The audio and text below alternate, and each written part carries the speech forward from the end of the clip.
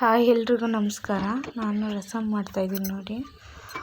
ಒಂದು 4-5 ಟೊಮೊಟೊ ಹಣ್ಣಾಗಿರೋದು ನಾಟಿ ಟೊಮೊಟೊ ಹಾಕ್ಕೊಂಡು ಅದನ್ನು ಜಾರಲ್ಲಿ ರುಬ್ಕೊಂಬರ್ಬೇಕು.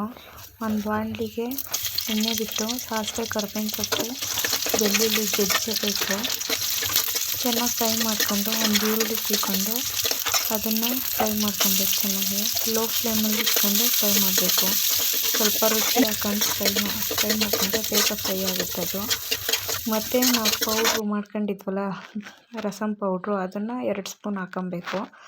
ಹಾಕೊಂಡು ಹುಣಸೆ ರಸನ ಸ್ವಲ್ಪ ಕಲಿಸ್ಕೊಂಡಿರ್ಬೇಕು. ಹಾಗೆ ಟೊಮೊಟೊನ ಮಿಕ್ಸಿಗೆ ಆಡಿಸ್ಕೊಂಡಿರೋದನ್ನು ಹಾಕಬೇಕು.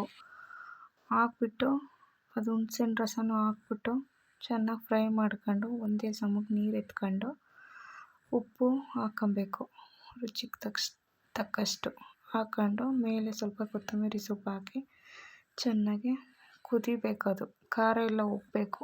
ಹಾಗಾಗಿ ಚೆನ್ನಾಗಿ ಕುದಿಸ್ಕೊಂಡು ನೋಡಿ ಟೇಸ್ಟ್ ಮಾಡಿ.